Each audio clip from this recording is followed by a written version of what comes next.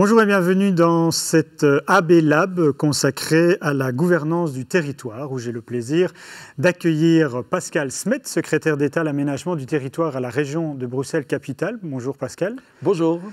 Ainsi que David Roulin, CEO de Art & Build. Bonjour.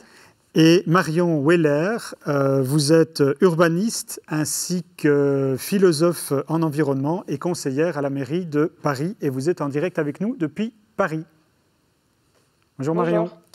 Ma première question, David, sera pour toi, parce que Art & Build est à l'initiative de ce AB Lab en collaboration avec EcoBuild, un AB Lab consacré à l'économie circulaire et à la biodiversité. Et vous souhaitiez mettre la gouvernance du territoire à l'ordre du jour de ce projet. Pourquoi la gouvernance du territoire est vraiment indissociable de la question du développement durable ? Je pense en effet que la gouvernance est importante parce que l'autorité publique doit montrer l'exemple. Le problème de Bruxelles peut-être dans le passé est qu'il y avait un manque de gouvernance dans cette ville, gouvernance urbanistique, gouvernance et aménagement des territoires, qui avait trop de pouvoir donné aux promoteurs, trop de pouvoir à la recherche du gain, sans considérer que chaque fois qu'on construit quelque chose dans une ville, on est en train de construire l'image de cette ville, la gueule de cette ville. Quand Evelyne Huttebroek a décidé à Bruxelles de passer les bâtiments en bâtiments passifs, elle a dit en 2013, il faut qu'en 2015 les bâtiments soient construits en mode passif. Elle a initié une dynamique et le marché s'est mis au diapason de cette dynamique, il n'a pas eu le choix. Et en France, on a la même chose, on a vécu la même chose ces dernières années avec la construction bois, la construction bas carbone, où l'autorité publique a quelque part imposé un nouveau standard et tout le marché s'est mis au diapason de ce nouveau standard. On a fait des grandes erreurs quand on regarde le quartier Léopold, par exemple, quand pour instaurer le quartier européen, ou regarde le quartier du Nord. Et maintenant, depuis quelques années, je pense on peut dire que Bruxelles a quand même un changement d'attitude. Et comme nous sommes occupés en tant qu'architectes autant à Paris qu'à Bruxelles, on a l'occasion de comparer des pratiques de gouvernance qui sont différentes, qui ont des nuances. Et c'est assez passionnant à voir, de passer de l'un à l'autre et de voir comment les pouvoirs publics interagissent avec le privé sur l'aménagement du territoire. Marion, à Paris, quelle est votre vision pour la ville, en fait, en tant que conseillère à la mairie de Paris? On a cette puissance qui nous permet de demander beaucoup, parce qu'il y a beaucoup de valeurs immobilières dans la ville. Et donc, je pense qu'on doit s'emparer de cette responsabilité et toujours augmenter les niveaux d'exigence. Et effectivement, à la fois sur notre propre patrimoine, ce qui est le plus simple d'une certaine manière, même si on a bien sûr des sujets financiers qui font que c'est difficile aussi d'être toujours au top de tous les objectifs. Mais le vrai sujet actuellement, c'est comment on instaure le bon niveau de dialogue avec le secteur privé, à la fois via nos règles, via de l'incitatif. Là, on engage, nous, une révision de notre plan local d'urbanisme. Et en fait, il y a plein de choses qu'on a testées ces dernières années via des appels à projets, via notamment une initiative qui s'appelait Réinventer Paris, où on a demandé en fait au secteur privé d'aller beaucoup plus loin, par exemple sur le mode constructif, donc effectivement la construction bois ou la construction pierre, sur les usages, le fait qu'on demandait beaucoup plus d'occupation temporaire, on demandait une mixité d'usages très importante et l'idée que chaque bâtiment doit vraiment apporter des nouveaux services au quartier, qu'on ne peut pas se satisfaire dans une ville comme Paris d'un bâtiment qui amènerait juste des mètres carrés de bureaux ou juste des mètres carrés de logement. On a besoin que chaque bâtiment crée des communs pour le quartier et qu'il améliore l'environnement en termes de végétalisation, qu'il améliore l'écosystème. Et donc ces choses-là, on les a demandées dans des opérations un peu exceptionnelles. Et maintenant, ce qu'on veut, en fait, c'est le systématiser, le demander dans toutes les opérations, qu'elles soient petites ou grandes. Et en fait, faire en sorte que quand on construit à Paris ou qu'on rénove, il y ait des règles très claires qui sont notamment le fait qu'on privilégie les matériaux biosourcés sur le béton, le fait que la rénovation est la priorité absolue par rapport à la démolition. Le fait qu'on favorise le réemploi, voilà, tous ces sujets-là, on veut que ça fasse partie de la règle. Cette ville, elle est en mouvement constant. Oui. Chez Art & Build, vous avez des visions avec des recherches, notamment, vous avez un département de recherche très poussé à Paris, dans laquelle vous parlez beaucoup de biomimétisme. Est-ce que cette ville, on pourrait la comparer à un organisme vivant ? Oui, on fait souvent cette comparaison ou cette analogie au vivant parce que la ville est animée de cellules qui interagissent entre elles, hein, qui vivent, qui naissent, qui sont parfois malades, qui opèrent des mutations. On peut parler des citoyens, mais on peut parler des bâtiments de la même façon. On peut parler des flux, on parle de poumons économiques d'une ville. Tout ça, c'est des images qui font référence au vivant. Et c'est vrai que le monde du vivant est une inspiration pour nous par rapport à un idéal de développement, parce que la nature, le vivant, a la capacité de résilience et de s'adapter à un contexte et à une fonctionnalité comme doit le faire l'architecture en fait. Et pour moi, une ville est un organisme vivant, mais aussi entre les bâtiments, entre l'espace public, entre les gens.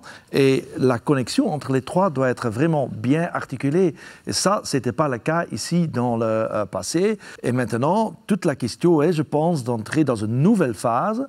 C'est que le pouvoir public doit dire ce qu'elle veut, ce qu'elle ne veut pas, mais faire ça aussi en partenariat avec le secteur privé.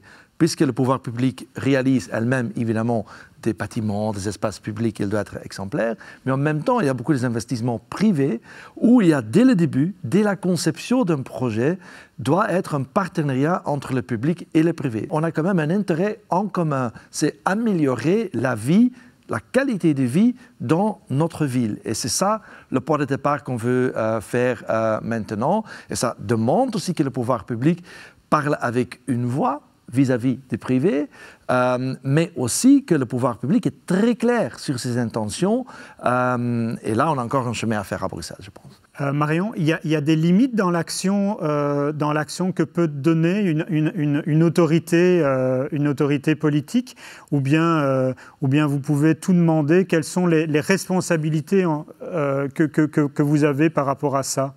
Alors, on est parfois limité par le cadre national, par les lois, par le code de l'urbanisme, le code de l'environnement, qui font qu'on ne peut pas demander tout et n'importe quoi dans notre plan local d'urbanisme.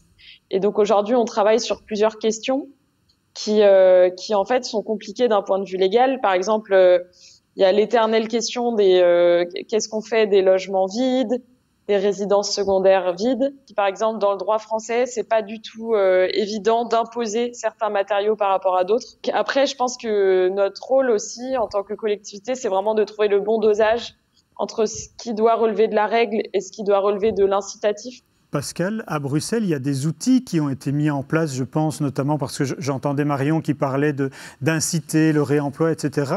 Et il y a un outil qui a été mis en place par Bruxelles Environnement, notamment, qui est le Be Sustainable, qui est une sorte de guideline, de bible qui doit être utilisée et incitée comme ça pour les projets publics, mais également privés. On peut parler également de Be Exemplary qui est mené par Urban. Là aussi, il y a des incitations, des obligations. Comment est-ce que vous travaillez ici à Bruxelles dans cette incitation à aller plus loin dans les projets? Maintenant, on veut la manière qu'on aborde des projets changer complètement. C'est-à-dire que dans le passé, le pouvoir public était trop réactif. C'est-à-dire on venait avec un projet et on va donner des commentaires et dire il faut adapter, on est d'accord avec ça, pas d'accord. Non, on doit le faire différemment. Moi, je pense que c'est pas encore comme ça aujourd'hui, hein, mais on commence à travailler dans ce sens-là, que dès le moment un promoteur, un privé veut venir avec un projet, pour lui c'est mieux de savoir ce qu'il peut faire et pas faire, et qu'avant de rédiger son projet, qu'il vienne pour proposer un concept de projet. Et dans ce concept de projet, c'est évidemment le programme, le mètre carré, le truc classique, peut-être aussi sur le matériau. Si c'est le cas de démolition, rénovation, déjà on demande maintenant que le promoteur montre explicitement pourquoi une démolition est nécessaire et pourquoi une reconstruction, une rénovation lourde n'est pas possible. Hein. Il doit montrer ça déjà. Mais ça, c'est toutes les questions qu'on doit débattre. Moi, je voudrais bien, au moment qu'on a défini privé, public, ce programme, qu'on va vers la population à ce moment-là pour récolter leur opinion. Et à ce moment-là, définir le cadre. Et ensuite, les architectes peuvent commencer, et ça aussi doit être avec des réunions de projets qu'on a systématisées et généralisées maintenant, que chaque projet, avec le maître architecte, mais aussi avec le fonctionnaire de Urban, puisque le maître architecte donne un avis, améliore un projet, mais finalement, ce sont des autres fonctionnaires qui délivrent le permis, que eux sont dans le bain dès le début aussi, d'améliorer et d'une certaine manière co-construire un projet public-privé. Et je pense que cette méthode va être beaucoup plus efficace. Et quand on regarde maintenant, j'ai encore visité hier un bâtiment où il y a beaucoup de réemploi, pas seulement du bâtiment même, mais même des autres bâtiments qu'on réutilise. Le secteur privé est prêt pour ça. Hein. Je crois avec les incitations, avec le dialogue, le débat, on peut aller déjà beaucoup loin et que imposer est, à mon avis, pas nécessairement le bon chemin. Cette concertation citoyenne dont tu parlais, elle doit arriver quand, Marion? Elle doit arriver vraiment au tout début du projet? Elle doit suivre le projet tout le temps? Est-ce que ce qui est mis en place aujourd'hui à Paris est suffisant? Est-ce qu'il faut aller plus loin? Effectivement, là, par exemple, pour notre révision du plan local d'urbanisme, il y a une concertation qui s'engage très en amont pour demander aux gens, en fait, comment ils imaginent Paris dans 10 ans. Quels services ils veulent trouver dans leur quartier, comment ils se projettent en fait dans ce paysage, dans ce patrimoine aussi qui est Paris. Donc il y a ce moment très prospectif qui est important de partager avec les citoyens. Et puis après, pour chaque projet, toujours éviter de faire de la concertation que à la fin, quoi. C'est vraiment le sujet. Comment embarquer les gens dès le début pour que, effectivement, dans le dialogue avec les promoteurs, ils puissent donner des bonnes idées, puisque je suis d'accord avec ce qui vient d'être dit. C'est vraiment gagnant-gagnant, c'est-à-dire qu'on peut vraiment améliorer le projet dans l'intérêt du promoteur. Dès lors qu'il y a un dialogue constructif qui s'engage avec l'environnement, on a pas mal d'exemples où on a mis en relation des promoteurs avec des associations locales et ça rend le projet vraiment plus qualitatif parce que plus ancré dans le quartier. On a un budget participatif qui est très important aussi à Paris, où chaque année on demande aux Parisiens de se prononcer sur une grosse partie de notre budget d'investissement et on souhaite aller plus loin, aller vraiment dans la co-construction de certains espaces. David, vous, chez Art & Build, cette consultation citoyenne, elle enrichit les projets que vous développez ou bien vous dites merde, encore des emmerdeurs qui viennent s'intégrer dans mon projet?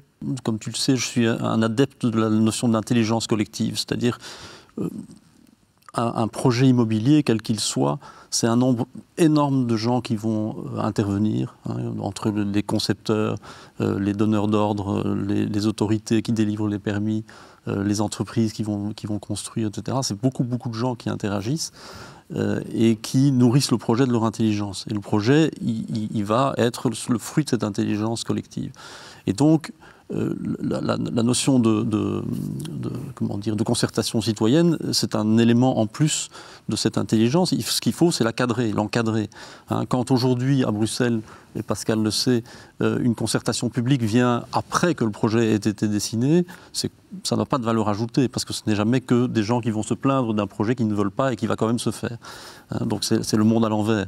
À partir du moment où la concertation se fait très en amont, c'est beaucoup plus intelligent, mais il faut savoir l'organiser. On a eu l'exemple d'ailleurs, nous, d'une école qu'on devait co-construire avec l'autorité de l'école, avec tous les professeurs, où on a ça aussi dans le secteur hospitalier, on a une concertation avec tous les médecins, etc. C'est extrêmement compliqué de se concerter avec plein de gens qui ont des intérêts et des visions très très différentes, et dans le public, dans la ville, les gens, ils ne veulent pas avoir dans leur jardin quelque chose qu'ils n'ont pas aujourd'hui. La concertation citoyenne, c'est très très bien, mais il faut les outils de gestion et les outils d'organisation de la conversation, organiser la conversation entre tous les acteurs. Et ça, c'est le politique qui doit organiser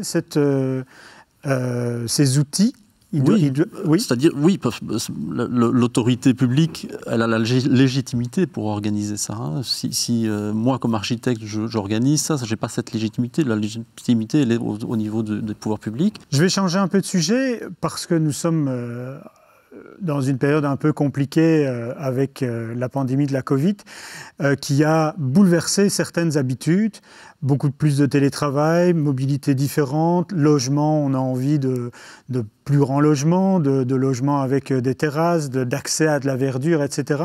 Est-ce que vous pensez vraiment, Marion, Pascal, je ne sais pas qui va répondre d'abord, que cette crise va changer quelque chose dans l'aménagement du territoire? Moi, je pense que la crise est un accélérateur des phénomènes qui étaient déjà en cours, parfois dans certaines villes plus visibles, dans les autres moins visibles, mais ça consacre quand même une nouvelle philosophie qui était là. En termes d'espace public, c'est clair, moins de voitures, plus de place pour les piétons, plus de place pour les cyclistes. C'est une tendance dans plein de villes. Maintenant, c'est acquis. Deuxièmement, on voit aussi le besoin pour le bâtiment d'une bonne intégration dans l'espace public. Ça montre aussi.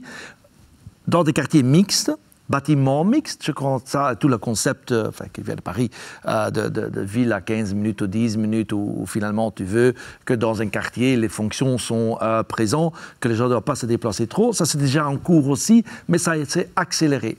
Pour les bâtiments proprement dit, je pense, c'est clair, que tout ce qui est à voir espace en commun pour les gens, en plein air, des terrasses dans les appartements, que ça devient essentiel dans la qualité de vie de construction. Si moi j'étais promoteur, je ne construirais plus jamais maintenant un bâtiment sans terrasse, sans toit en commun. D'ailleurs, on va les obliger de le faire. Hein. Maintenant, systématiquement, quand on vient avec des projets, on dit le toit doit être un toit, au moins un toit vert, pour les habitants qui habitent dans le bâtiment. Comme ça, ils ont d'espace tout le temps. Quand ils sont confinés, il peut sortir, il peut voir la perspective, il peut voir l'espoir. Et alors, la crise change ça. Pour les bureaux, c'est plus compliqué. Moi, je suis encore prudent. Hein. Je pense que déjà, la tendance était un peu vers le télétravail. Je pense que ça va se installer beaucoup plus que dans le passé, mais n'oublie pas qu'il y a plein de gens qui ont déjà marre du télétravail, puisque tout dépend de tes conditions d'habitat. Il ne faut jamais oublier qu'un être humain est quelqu'un qui a besoin de contacts sociaux.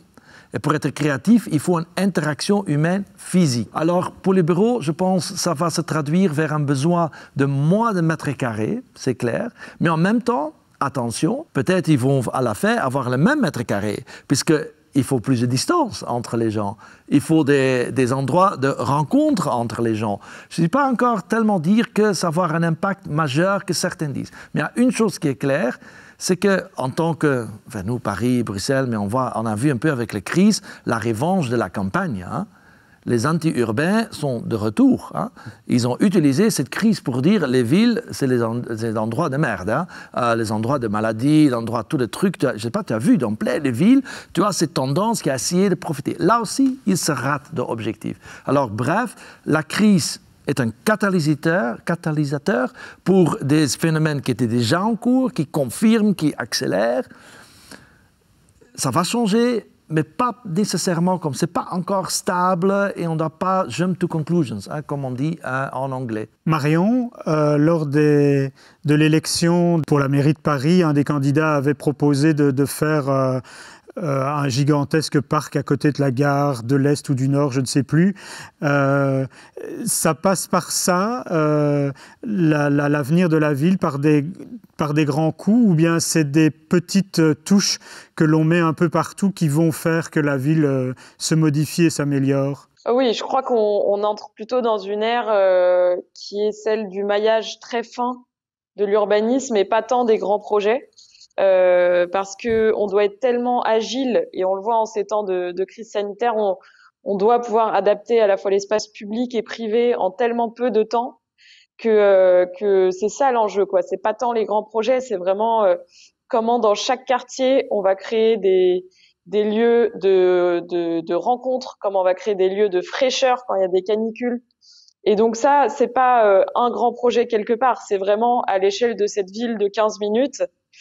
Comment dans chaque quartier on crée de la résilience et puis je pense qu'il y a certaines choses qu'on a vues, qu'on savait déjà mais qui ont été mises en lumière de manière encore plus évidente pendant la crise, et notamment tous ces immeubles de bureaux vides, ce qui est juste inacceptable. C'est-à-dire qu'on ne peut pas accepter d'avoir autant de mètres carrés vides dans une grande ville comme Paris. Et donc ça nous montre vraiment le manque de réversibilité dans certains espaces.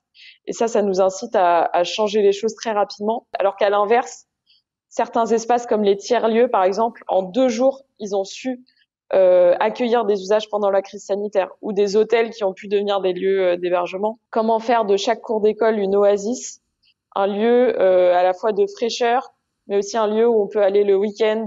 Et puis après, il y a eu bien sûr toute cette redécouverte des espaces qui étaient sous-utilisés, comme par exemple les cours d'immeubles à Paris, où les gens se sont plus retrouvés. Et ça, je pense qu'on doit rebondir sur cette intelligence qu'il y a eu pour inciter justement les gens à végétaliser leurs cours d'immeubles, les investir beaucoup plus. Et là, la collectivité peut être aux côtés des particuliers pour en fait les aider à aménager ces petits espaces du quotidien.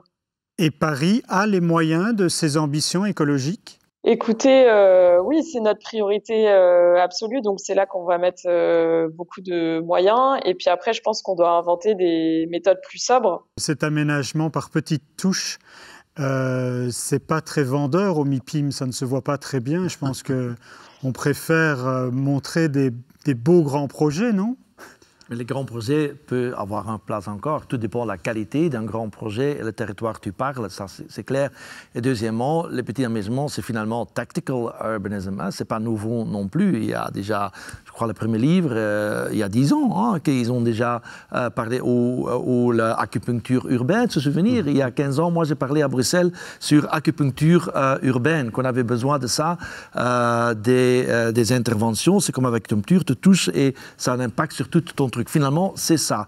Et oui, on doit le faire, il faut des zones de verre. Heureusement, à Bruxelles, on est déjà plus loin, avec nos îlots de l'intérieur, qu'on dit que ça doit rester vert, qu'on veut faire de plus en plus aussi commun.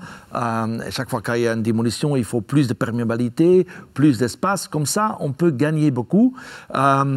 Et je ne voudrais pas faire un truc seulement que des petits projets, plus de grands projets. Non, c'est les deux qu'on a, c'est clair, avec un accent sur les petits. Et quand c'est le grand, c'est vrai, pas des grands projets pharaoniques comme ça, bling bling, ça pas. Ça doit être bien intégré dans l'espace public, bien verduralisé, plein sur taille humaine, City for People, c'est ça qu'on a besoin, remettre l'être humain central dans la vie. Et ça, je pense, ça c'est en train d'être partout dans toutes les villes européennes. David, la crise sanitaire, ça vous a obligé à réfléchir différemment, des projets que vous avez envie de développer, de vous dire que, comme l'a dit Pascal, de mettre plus de terrasses, d'espace pour les logements, ou de réfléchir des projets différemment ?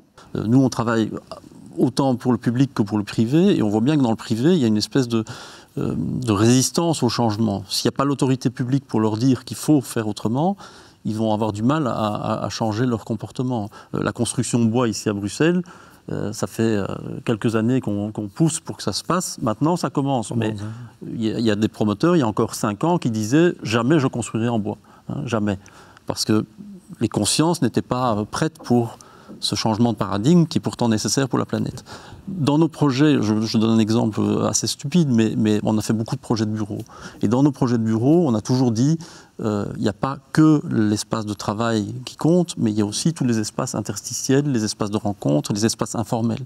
Je fais souvent le parallèle avec, tu sais, dans un enfant, quand il est en apprentissage, il y a aussi beaucoup de moments où il doit s'ennuyer dans une journée. Parce que le moment où il s'ennuie, où il ne fait rien, c'est le moment où il structure sa pensée, etc. Et moi, je plaide pour que dans les immeubles de bureaux, et surtout à l'adresse des promoteurs, dans leur tableau Excel avec les mètres carrés qu'ils prévoient, on devrait leur imposer, comme on impose, tu sais, le pourcent culturel dans les immeubles, on devrait leur imposer le pourcent de mètres carrés inutiles. Des mètres carrés inutiles, parce qu'ils sont en fait utiles, mais dans leur tableau Excel, ce n'est pas pris en compte. Et nous, on a fait souvent des espaces de convivialité, des espaces où les gens se rencontrent, et quand il y a une interaction entre les individus, mais il y a plus de créativité et plus de richesse et de valeur ajoutée. Est-ce que c'est facile d'emmener un privé qui va dans son tableau Excel, plus regarder ce qui est pécunier et des engagements sociétaux. Oui, puisque finalement l'autorité publique délivre le permis. Ou pas. En tant qu'autorité publique, tu as un moyen. Et moi, je vais donner un exemple. Je suis quand même parfois étonné, puisqu'au début, quand je suis venu en tant que responsable de l'urbanisme, moi, j'ai dit, je veux qu'à Bruxelles, tu as entendu l'interview, j'ai dit que je veux que les toits sont communs, que ce soit des rooftops, mais pas tout des bars, des restaurants, que c'est aussi des endroits où les gens peuvent se rencontrer, à la limite jouer au basket, ou des espaces verts. Maintenant, parce que tous les projets qui arrivent ont des toits en commun. J'ai donné une interview, on n'a même pas imposé une règle, et on voit immédiatement qu'on joue sur ça. Parfois, on peut dire, oui, c'est gimmick, et place quelques trucs comme ça pour séduire le truc. Il faut faire en sorte, évidemment, que dans le design du projet, que c'est vraiment, vraiment inclus. En tant que pouvoir public, tu as beaucoup de leviers, puisque finalement, c'est toi qui délivre ou ne délivre pas le permis. Et là, je pense qu'on doit utiliser ça d'une façon constructive. J'ai interviewé un architecte parisien qui s'appelle Nicolas Michelin il y a peu, du bureau ANMA, et il me disait qu'il fallait investir beaucoup plus, il fallait arrêter de construire dans les métropoles, les mégapoles, et investir beaucoup plus parce qu'il trouvait qu'elles étaient bien assez grandes et qu'il fallait maintenant développer dans des villes moyennes. Là, il y a encore de la possibilité de construire et de développer pour justement donner un cadre de vie plus intéressant. Tu es d'accord avec ça également? Paris est assez grand. C'est plus complexe que ça. Je n'opposerai pas l'un et l'autre. Ce qui me semble essentiel aujourd'hui comme grand défi urbain à l'échelle de la France, c'est vraiment la lutte contre l'étalement urbain. Et donc, il faut se poser la question de où est-ce que c'est efficace de construire, où est-ce qu'il faut arrêter de construire. Et ce qui est certain, c'est qu'en termes écologiques, il est toujours mieux de construire là où il y a un minimum de densité.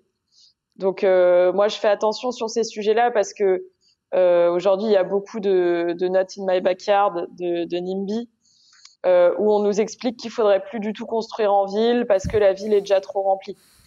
Sauf que, d'accord, si on ne construit pas en ville, où est-ce qu'on construit? Eh ben, en réalité, on construit du pavillonnaire, de l'étalement urbain, où les gens sont forcés de prendre leur voiture.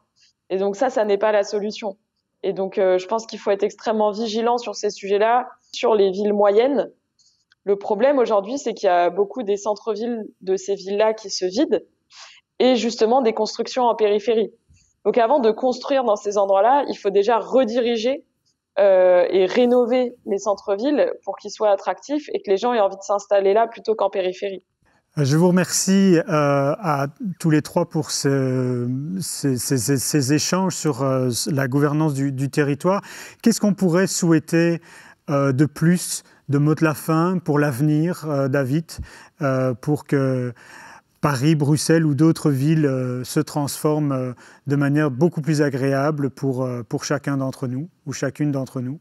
Si je devais émettre un souhait, c'est que la ville convienne à tout le monde, c'est-à-dire qu'il n'y ait pas d'exclusion, que tous s'y retrouvent.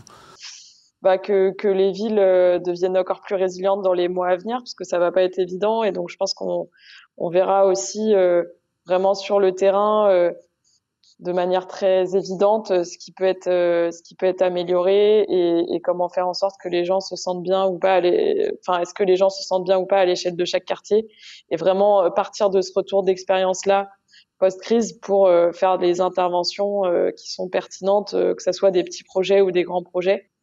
Pascal, je vais te laisser le mot de la fin.